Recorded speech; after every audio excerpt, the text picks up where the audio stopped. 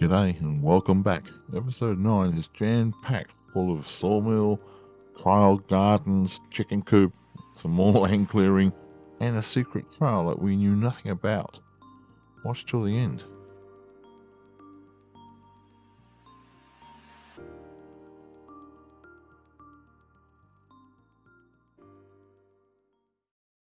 Share a glimpse through our lens as we create a sustainable farm, handcraft our home from the forest, and share with you our successes and failures. Welcome to the Old North Homestead. Now, I'm no metal worker, so welding's not a forte. I mean, I can do it, but I can't do it well. And this is pretty well important because it's going to carry a weight of over 1,000 pounds. So you see here, it's a 3-way 2x4 gadget, I call it. And it's got a hook just below, as you can see.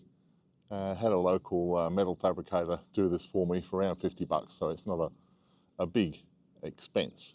Each of these hooks will have its own carabiner. Just going to place them around the place.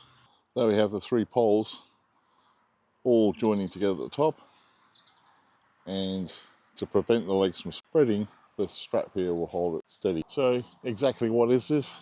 Well, it's a tripod lift. It's one of these that will carry around about 1,000 to 2,000 pounds with a chain hoist, which I ordered from Amazon for around 70 bucks.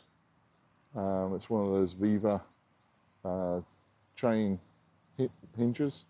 So this should be able to lift up something that's normally too heavy for 1 or even 2 people to lift. You gotta watch yourself, guys, when you're on the homestead. Be careful how much you're going to lift. I lifted something when I was a younger bloke and still suffering from that lower back issue right back when in my 20s. Chain lift now in place. It's got quite a long reach actually, longer than I really needed to have. But anyway, there's the hook at the base, and then we've got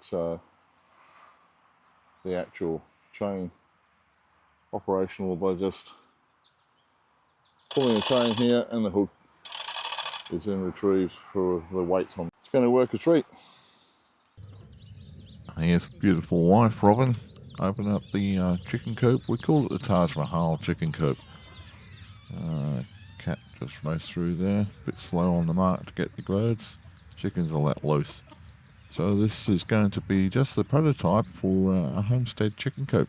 And we finally get that built.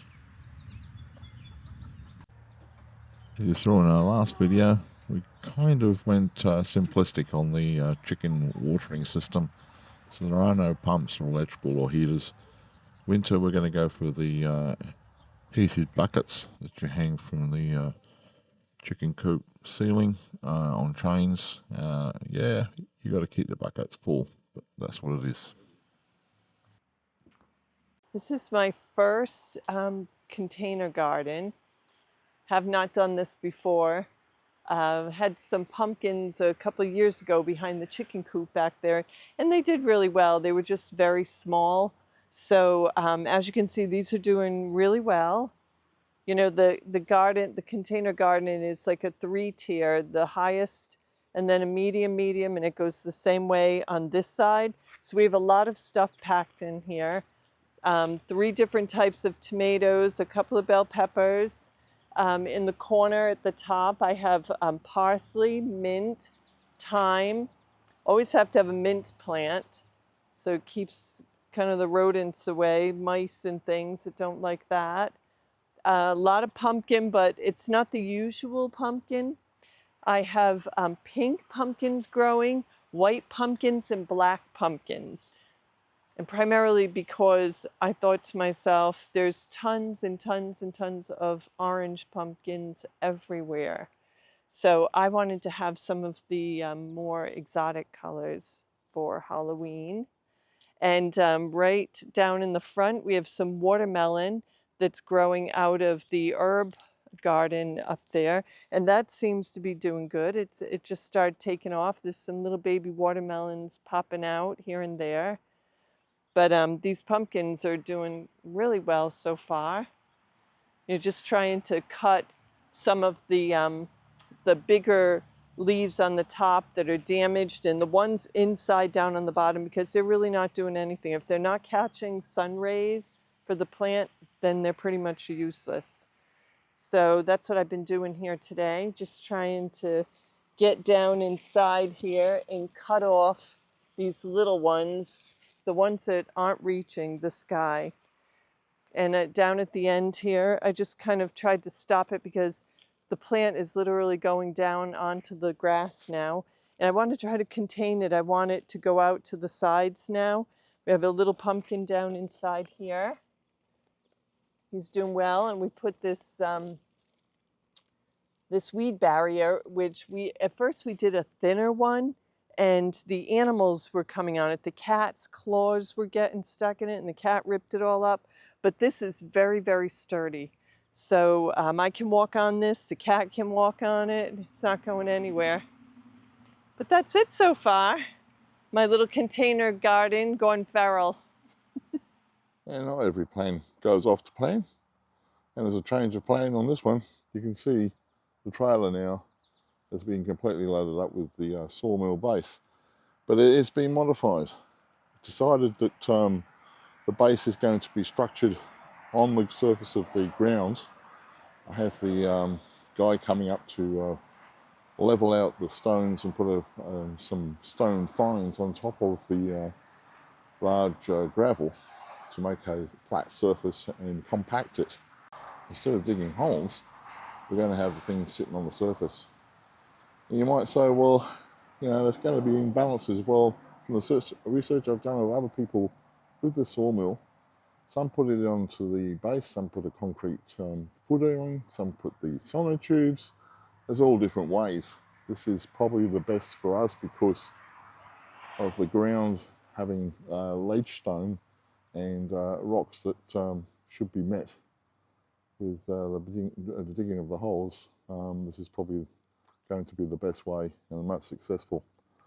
So anyway, trying to try it up on this weekend and get this offloaded and see where we go from there. Arrived at the property pretty well trouble free. It was fairly well overloaded. I think something like 700 pounds of water in the back of the old SUV. And I'd say probably about the same sort of weight on the trailer. But the trailer's road, 15,000 pound, was all tied down pretty well safe. But the road up here was pretty bumpy, especially the last few feet. Anyway, we won't go there. Going to haul each section down to the bottom of the track here. It weighs a bit of a ton, and the momentum with the weight on the back here, got to be damn careful it doesn't get away from me. Anyway, haul this off.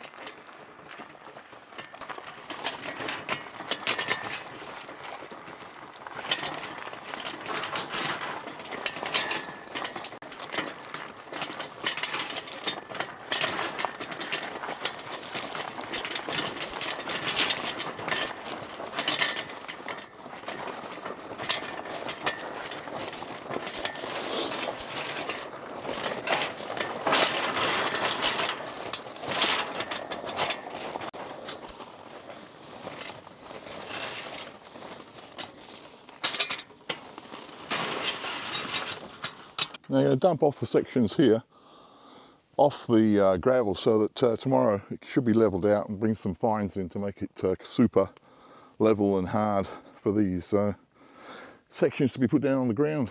First of the 5 sections was a bit of a struggle to get down the hill, I can't tell a lie.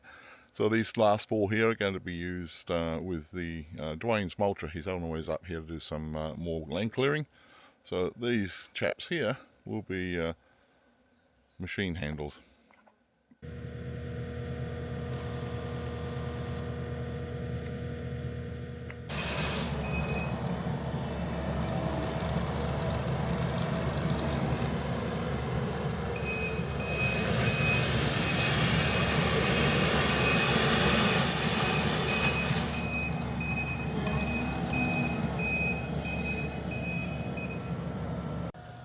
Monster mulcher doing its work, levelling out this bed of stone, and then the fines will be put on top.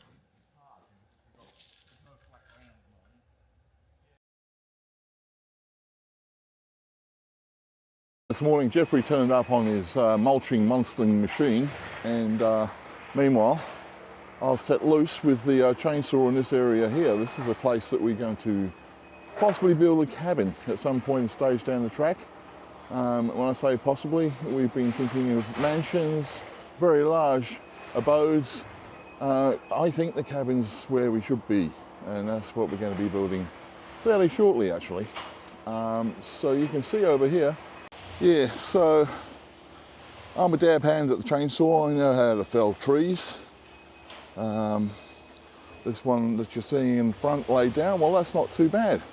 Then we take a look up at this one and it's leaning against another one. And if you look behind that, you'll see another one leaning against yet another one.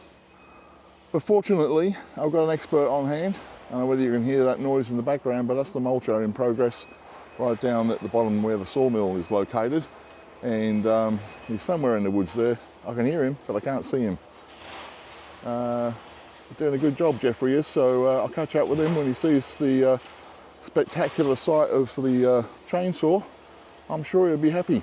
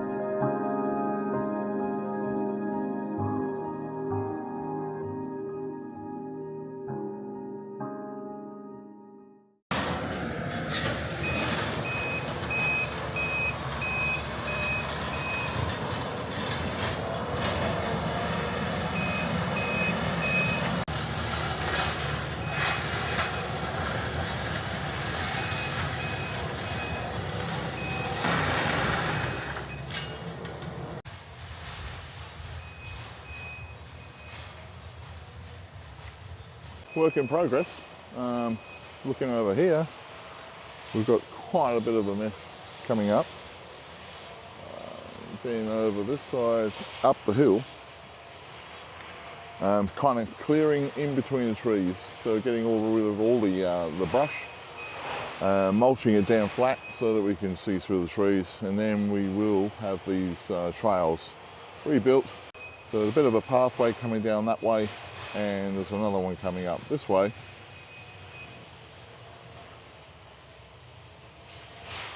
And then the sawmill just over to the right hand side there. Met up with a neighbour, and she was saying that there's a trail that crosses over our property, and when asked where does the trail lead to, she says Vermont.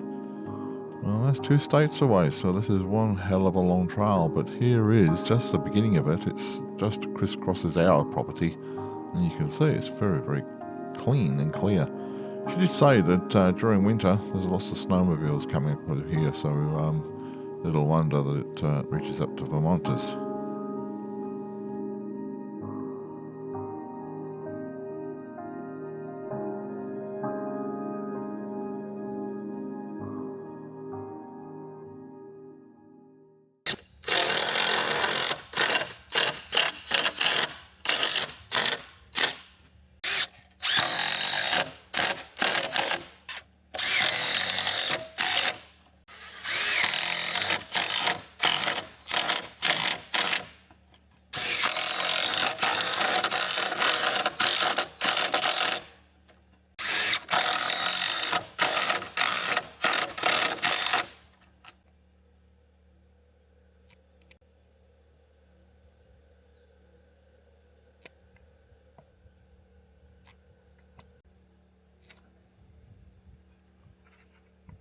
Well, there she is, the end result. Sitting on top of the fines and all the gravel. It's got a firm, hard base. Most of the biomaterial, the roots, stones, etc., underneath this pad was removed and stacked up over on that side of the property.